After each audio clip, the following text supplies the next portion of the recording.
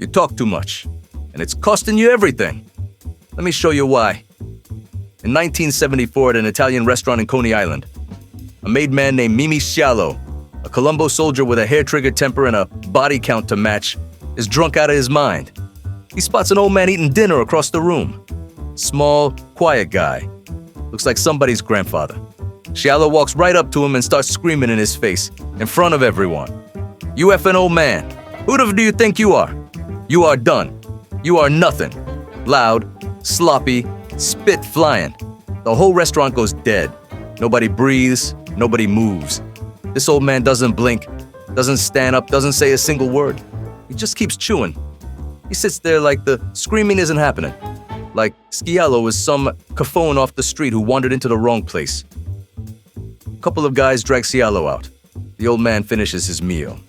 A few days later, they found what was left of Sciallo encased in the cement floor of a social club in South Brooklyn. That old man, Carlo Gambino, the most powerful boss in the history of the American mafia. 50 years in the life, 22 months behind bars. Gambino died at 74, at home, in his bed, a free man, while every loud, flashy boss around him ended up getting clipped or doing life in a cage. And here's the part that should keep you up tonight. Unlike Gambino, you're completely predictable.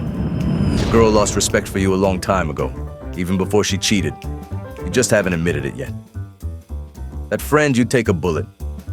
He's been talking about you behind your back for years. That person you confided in. The one you told something you never told anyone? They repeated it the same week laughing to people you gotta look in the face every day. You're not being outworked. You're being outread. And the worst part ain't that they did it. It's that you gave them everything they needed. What Carlo Gambino understood about power is the exact opposite of everything you've been doing. And by the time we're done here, the way you walk into every room is gonna change permanently. But only if you actually pay attention. Here's the biggest lie you ever got. You were told power is loud. You know? Be aggressive, take up space, never back down. But here's what that actually did to you. It made you the easiest person in the room to control. The guy who reacts on command and shows every card the second he feels pressure. Nah, that guy ain't powerful. He's a puppet who thinks he's cutting his own strings. The one they taught to act like a good boy. You watch someone lazier than you, dumber than you, walk out of the room with the thing you've been grinding yourself into the ground for. The girl who chose the other guy because he didn't try so hard, didn't hand over his dignity on a plate the way you did.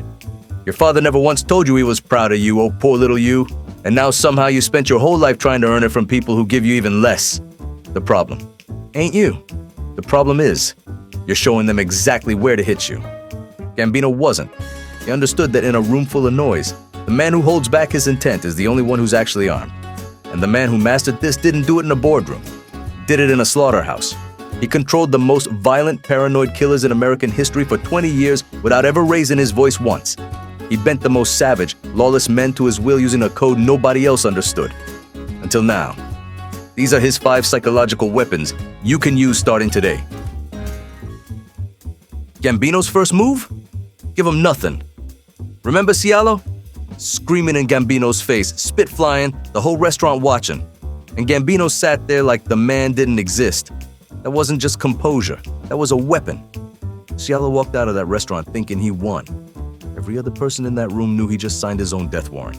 Because when you scream at a man and get nothing back, no fear, no anger, no reaction, you could look weak. Not him.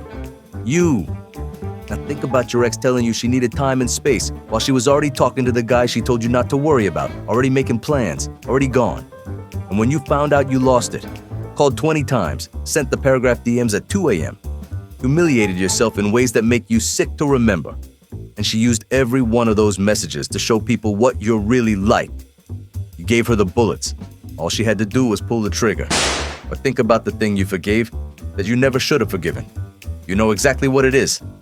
And admitting it was a mistake means admitting you disrespected yourself to keep someone who was never gonna stay. Gambino gave the FBI 2 years of wiretaps and they got 2 words. Frog legs. A dinner order. This man controlled the most violent crews in the city and hundreds of millions. He got a taste of everything. Construction, unions, no-show jobs, trucking and gambling from New York to Cuba. And the feds got a dinner order. 2 years. 2 words. Think about what you're giving away in 2 minutes. Total silence buys you the cover for the second move. Build in the dark.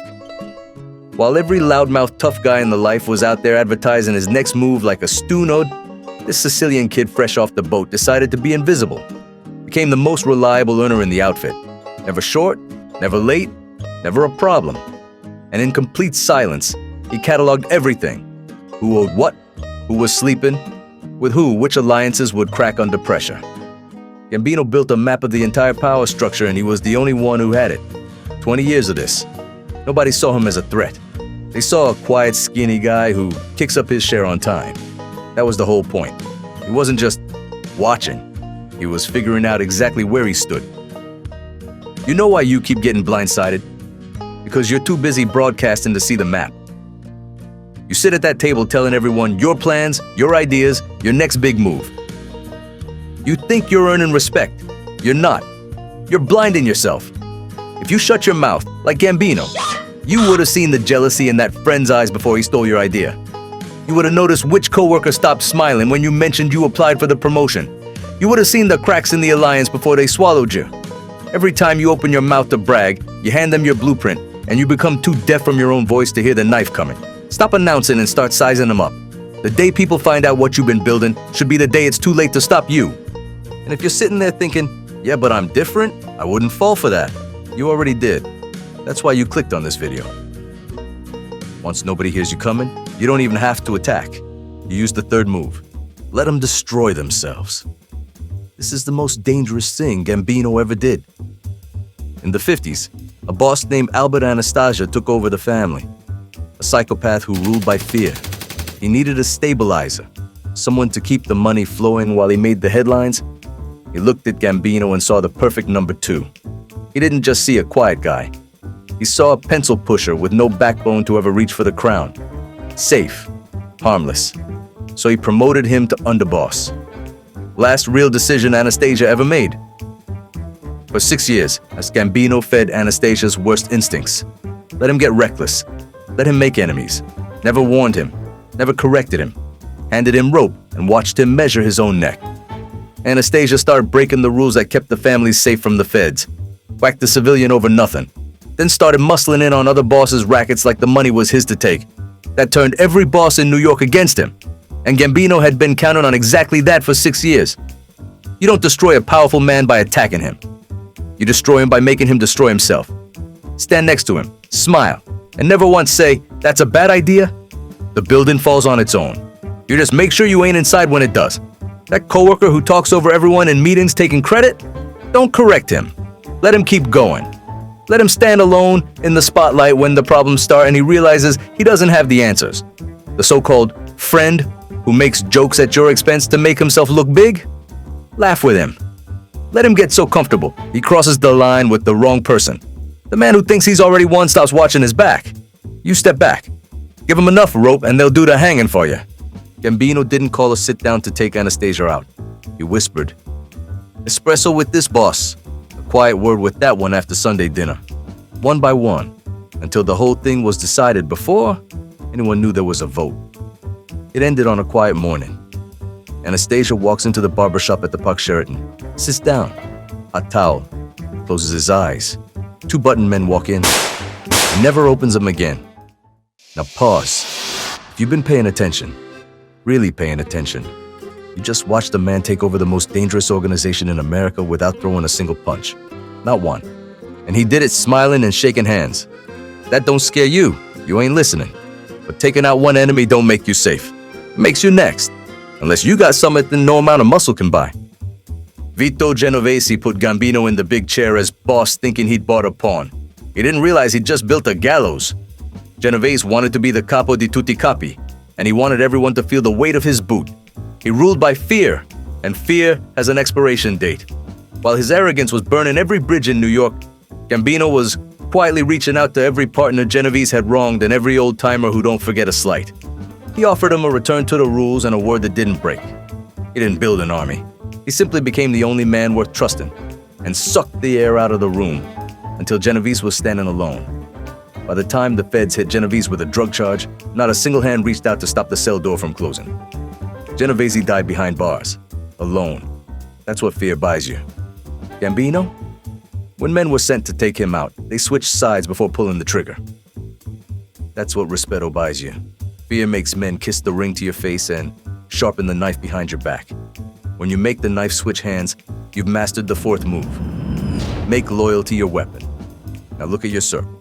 If you're finding out about the play after it's already been made, it's because you're expendable.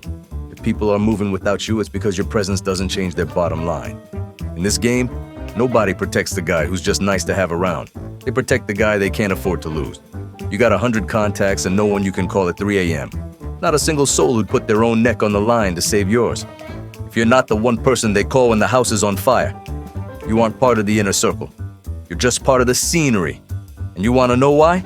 Because you've been collecting acquaintances, not building loyalty. The people who end up in control don't have the most friends. They have the right ones, and they earn them not by being liked, but by being the one person who always delivers. Every time. No exceptions. This last move ain't about what Gambino did to other people. This one's about what you've been doing to yourself, because even loyalty has limits. The smartest move Gambino ever made wasn't who he knew. It was the way he made him see exactly what he wanted. A man who didn't matter. When the feds finally knocked on Gambino's door, he looked like a retiree from Massapequa. Small, quiet, fragile, plain clothes. He offered him coffee and sfogliatelle. Omerta wasn't a rule he followed, it was the weapon he perfected. The most dangerous man in the country lived like your neighbor and dressed like your uncle. He was a gray man who nobody knew. On purpose, every boss in New York who tried to be a star ended up in a ditch or a cell. Gambino? He died in his own bed at home, of old age. He survived because he knew that the man you don't see is the only one you can't hit. When you understand that being overlooked ain't a weakness, but a loaded weapon, you've mastered the fifth move. Be a nobody with a purpose. Now think about your life. Really think. You buy things you can't afford, so people think you're winning. You rehearse stories before you tell them, so your life sounds better than it is.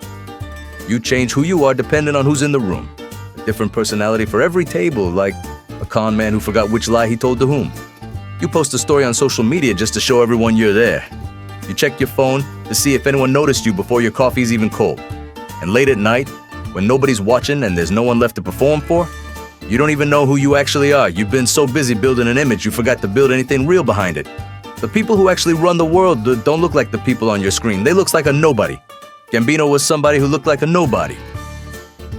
You're nobody trying to look like somebody. That's the difference. And until you flip that equation, until you stop caring what they see and start building what they can, you're gonna keep losing to people you didn't even know were in the game. Go back to that restaurant one last time. A drunk, violent man screaming for respect, desperate to prove he's a somebody. Sciallo was trying to prove he was dangerous. Gambino didn't have to prove a thing. And Carlo Gambino sitting there with the same expression he walked in with. Not because he didn't care, because he already knew how this ended. Before Sciallo opened his mouth, before he took his first drink, before he walked into that restaurant, next time someone tries to get a rise out of you, and next time your ego is screaming at you to fire back, take a step back and ask yourself one question. What would the quiet man do? He'd finish his meal. This is Americology. Like and subscribe.